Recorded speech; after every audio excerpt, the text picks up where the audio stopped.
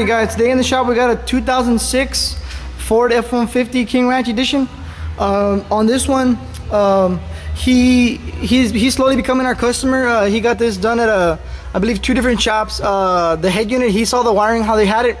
Not too impressed. Sometimes there's a little bit of like a droppage and he gets a little bit of a static noise through it. So we're gonna do it much better. He saw the way they connect. They use butt connectors or vinyl end caps. We're gonna solder all the wiring and run him a better set of RCA cables to his amp set up for the subwoofers. We also did his doors. They're all Kicker custom 5x7 panel. They're the 5 1/4 DS series Kicker. He's also gonna be coming back for the Planet Audio tweeters, the 1-inch silk dome. But yeah, we're about to unbolt the back seat right now. The amplifier's in the back wall. He's got one Kicker. From the other place that he had bought his equipment from, they had sold him a cheapy subwoofer. I mean, for the box that they made, I'm gonna give them the props. They made a real nice, clean, custom-made box. I mean, really nice, real good job. He got his money out of that, and they had stuck him a real, I guess, cheapy flea market type of subwoofer. We actually gave him a good, better brand, Kicker CVR dual voice coil. But the amplifier now cannot keep up with the 2 ohm load impedance. We have it bridged. It cuts off and then comes back on at a lower volumes. It's not handling. So we're gonna put him a Kicker ZX 400.1 monoblock, Class D. Oh yeah, this bad boy is actually a cheater. It's actually really a 500 watt monoblock. I mean, if you guys know and see the burst sheet on these guys, let's actually get it open for you. That's him right there. I mean, it's small and it's very efficient. It really does pump out that power, and man, this guy, clean, hard bass notes, defined, well-defined, solid, clear, and man, they use hardly any amperage. It's only got a 40 amp fuse, and which is good because, I mean, you obviously want more output for less draw on your electrical system, because remember, you also have other electronics that you're running off the vehicle. So big thumbs up. I mean, I'm glad that we went this route instead of some other ways that we could have gone. But yeah. Well, let's get to it. Right now, we'll show you guys how the stuff is and how it's going to be after when we get done with it. Let's get to it. Okay, well, the problem is, because I really didn't know what amplifier the customer had, but he was having a problem when he would turn up the volume about 3/4 way. The subsystem would turn off, and then he had to lower down back the volume, and then the amplifier would come back on with the bass. But the problem is because he's running a real low power amplifier, and it's an AB instead of a Class D or a full MOSFET amplifier. So that's what his #1 problem is. This thing could barely handle a 2 ohm load, is what we're at on that one CVR. And also a big no-no, like I tell you guys, is the ground. Look at the ground. You could kind of see it like oxidizing inside. There's kind of like a white, like a whitish type of paste in there in the wire. It shouldn't look like that. The wire actually, it's got an acid erosion in it already. Somehow moisture got in there and it's eating away the wire. This isn't true copper. It's a copper coated aluminum, CAW wire, and it's kind of stiff, and it shouldn't be that way. And that's telling me that the wiring is already becoming brittle from the acid erosion, and it might even break off. It feels like it. Look at that. It's already breaking. You see that right there? You see how that stuff right there is falling like on the battery terminal?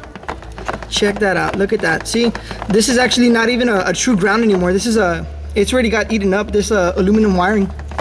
Right there, it's only on strands. Check that out. Check that out. Look at that, guys.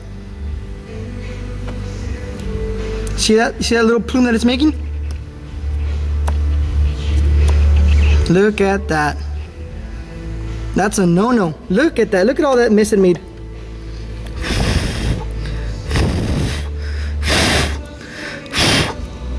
Crazy. And look, they didn't even sand down the paint or anything. It's a regular sheet metal screw. They didn't sand down the paint or anything. They're just wham bam. And next one, please. Definitely a big no-no. It wasn't even getting good ground to begin with when this wire was new. On the other side as well, it's rubberized, so it was getting a very weak ground. That's also what could be a problem as far as the performance on the amplifier and cheap power wire. So right now we'll get this set up the way it should be, and we'll show you guys how it looks after we're done. And we're also gonna move up to 4 gauge because this is 8 gauge power wire. Okay, guys. Alrighty, guys, that's how it should look like right there. That's bare metal right there. there's no excuse that you can't get in there or sand it as far as shops, because they have tools like this that we are allowed to get up in there and really strip it good. And take off the metal like with this guy right here. So that's it right there. I'm gonna make the hole obviously more bigger for the 1/4 inch nut, bolt and washer, and then we'll bolt them down to the frame the way it should be. Brand new metal. Alrighty guys, that's how it should look right there. It's bolted down, washer bolt through the back, nut through the back, and nice and tight. I mean we really tied it down. You can see where the washer's kind of bent upwards, but that's how you want it. I mean, you want a good solid connection, no loose stuff at all. Okay, let's get to it. Okay guys, right now we're inside the front passenger side tire well, and they had the I'm also redoing the wire like I told you, a little bit thicker. Right here's the 8 gauge power wire right here, and I was about to run it the same way that they had it, but I noticed one big thing that I never do. I don't care how thick or how small the wire is, I never install my wiring next to the exhaust manifold. That's just a big no-no, and that's also probably would have been another restriction as far as why his amplifier was turning off and turning back on him. Whenever the wire gets hot, it actually loses its conductivity, and it loses the amount that it actually could deliver. I mean, you're heating up the wiring.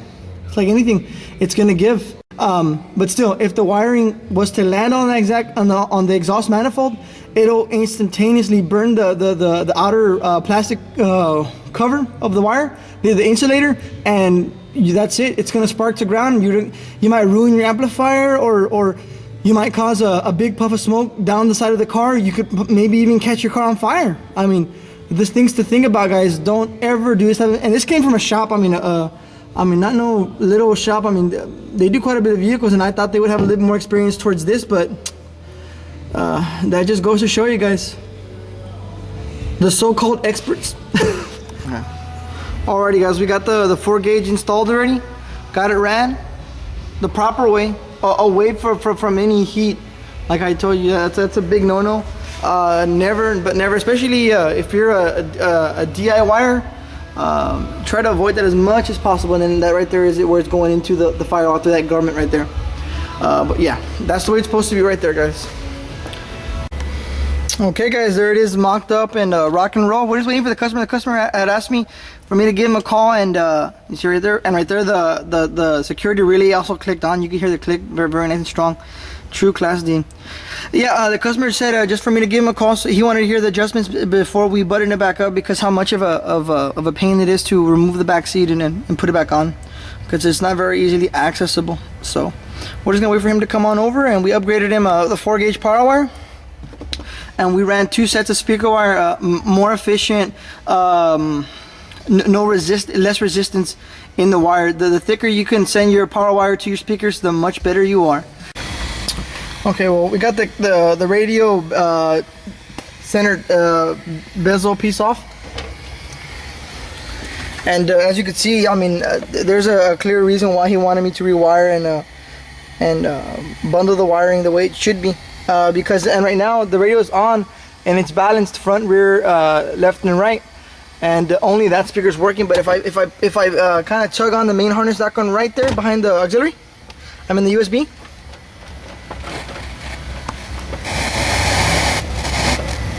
You hear how it's cutting in, cutting out?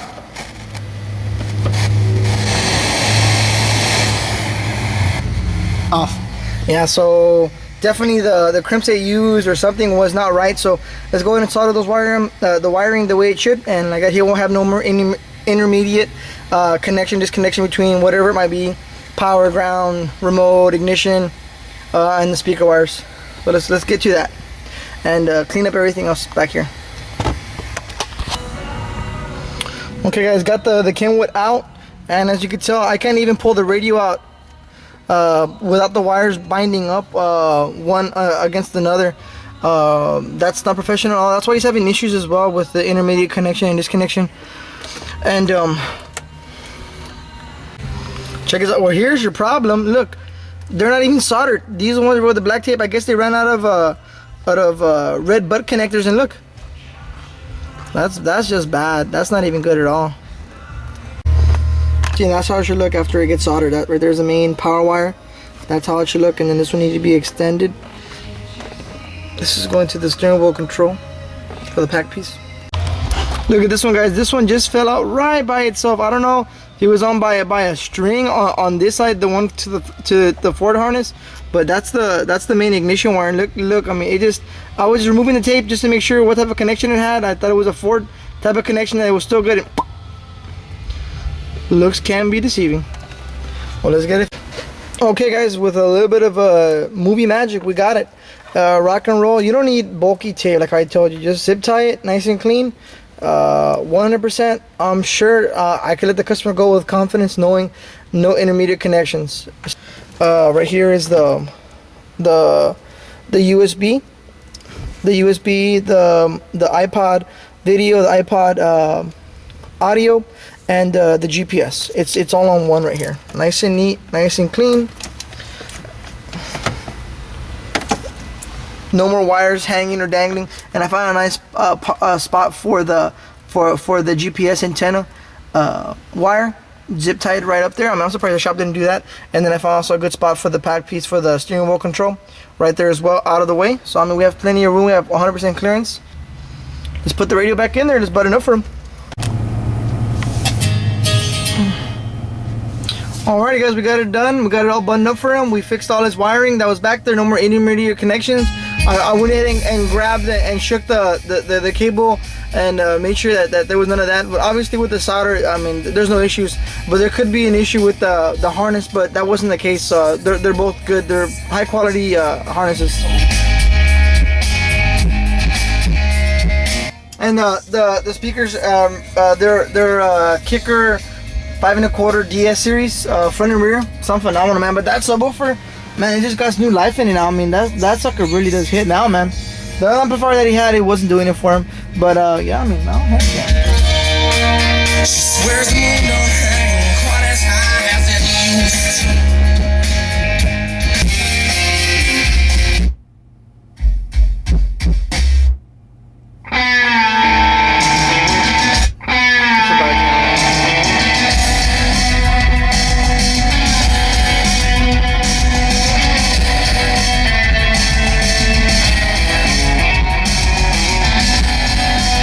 Man, like these Kicker speakers, man, I cannot say enough good things about them. I mean, these sound phenomenal. Right now, we're just parting off the head unit. That's just gonna be his next project. Well, the bigger one, anyways. Amping up the 4 channels, and also we're gonna be putting 1-inch silk dome tweeters on there as well. But man, I mean, the sound that it has for them just being amped from the head unit is incredible. I mean, it's all worth it. And as soon as you hear the outcome, it is all worth it, man. I mean, it's just so clean.